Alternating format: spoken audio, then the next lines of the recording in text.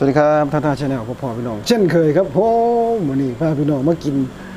ปีละครั้งพี่น้องต้มอึ่งแม่ไข่เต็มท้องเลยพี่น้องไข่ล้วนๆเลยพี่น้องให้พี่น้องเบิ่งพี่โอ้เบิ่งไข่ล้วนๆเลยต้มใหญ่พี่น้องต้มเปื่อยๆเลยนี่ให้ต้มหลายเทื่อแล้วต้มกระดูกอึ่งนี่มันจะแข็งมากก็ต้องต้มเปื่อยๆนี่เกี๊ยวปลาแดกเกี๊ยวพริกสดหอมใจน้ำนั่นพี่น้องน้ำต้มอึ่งใส่กันไปแล้วมาจัดกันพี่น้องหอมเลยปีละครั้ง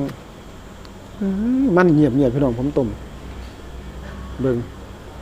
ฮะใส่กับเขาเสียบตุ๋ยใส่แก้วกัน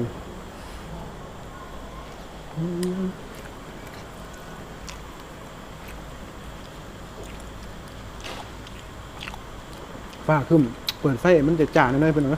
แสงจ่าแสบสวยครับพี่น้องแสบเสือไอ้ต้มอึ่งมาเด้อ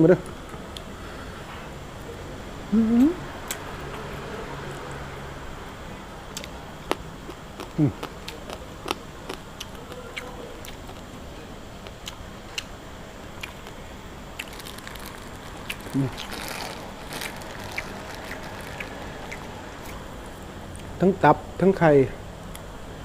เต็มท้อง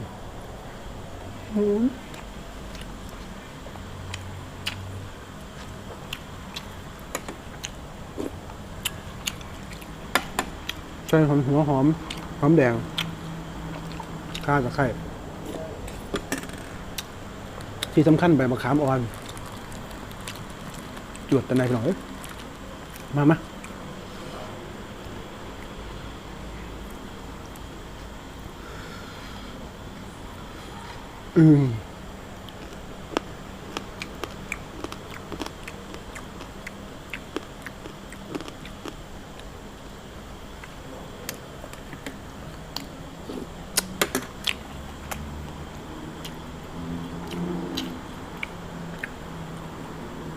เอาขี่มันออกเด้อพี่น้องเด้อ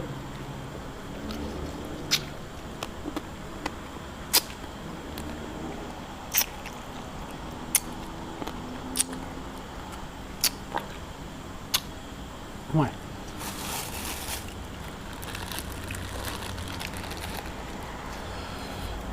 ค่ะมึงเนี่ยไข่ล้วนๆเลยพี่น้องเบิ่งมึงเนี่ยผู้ป่วยเงยอยู่ตื่นนะ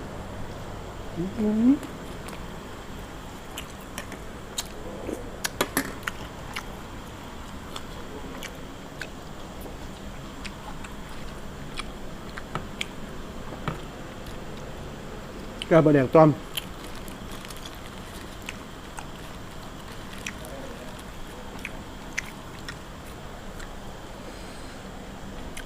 ส่วนไข่มัน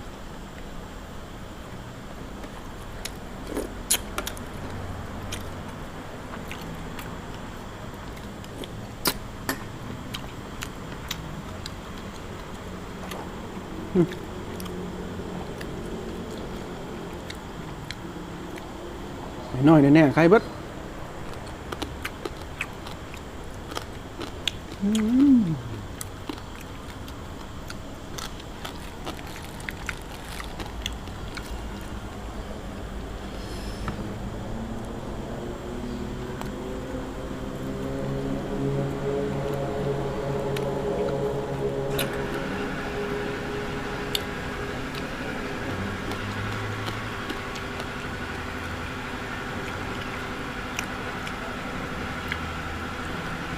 เนี่ยน้ำพี่น้อง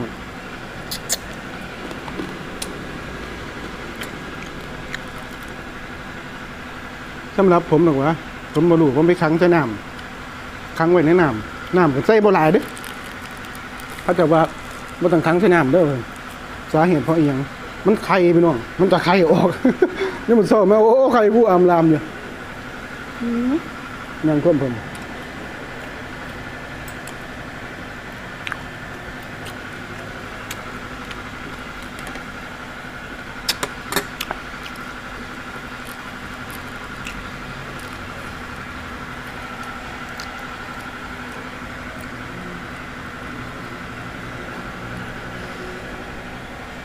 มัน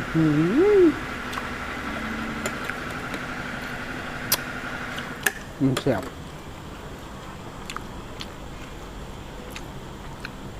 เบิดเนี่ยเบิดตัวมิตรแนวเดียวไข่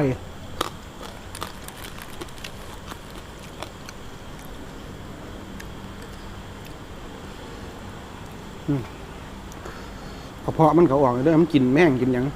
ผมลำ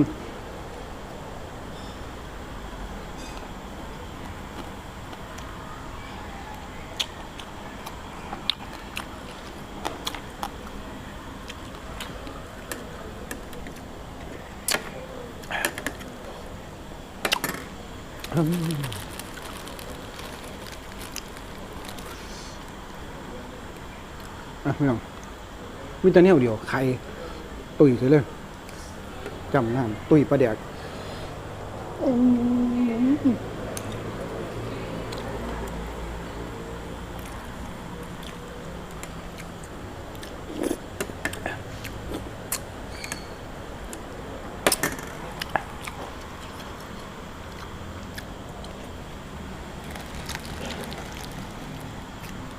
ตอนแรกว่าให้จักกินเด้อมันตะหยาน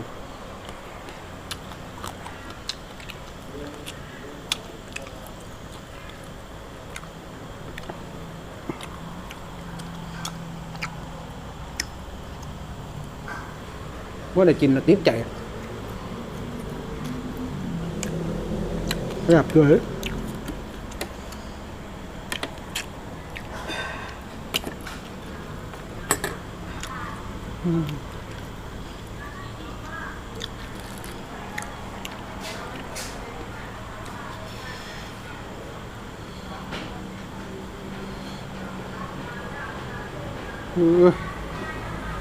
ส่วน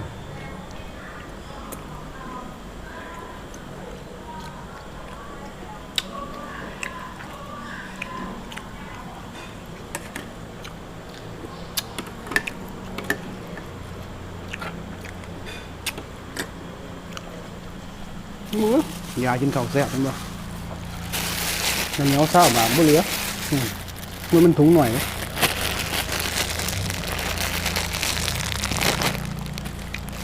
กินร้านก็เฮ็ดงานลำบากเหนี่ยมทอง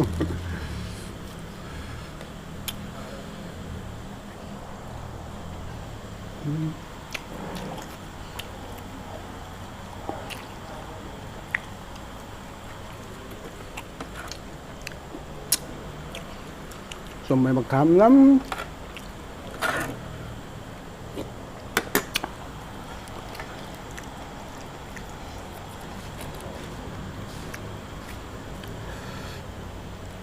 ใช่ล่ะนี่ต้นไข่ผูพเยืองเอามาลากมาจ่อใส่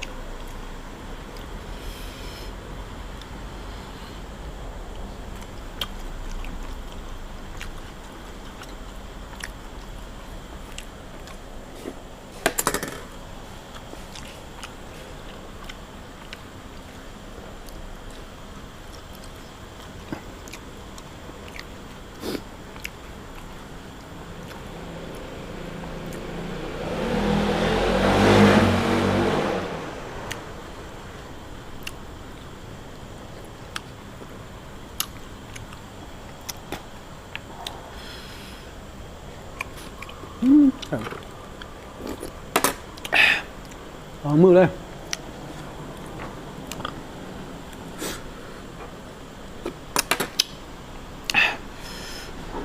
ตัวน้อยๆนี่พี่น้องไข่บ่บ่ไข่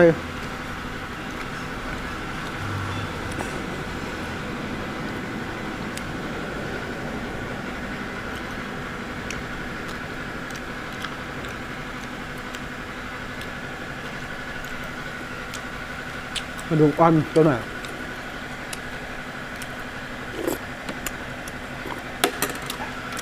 แล้ว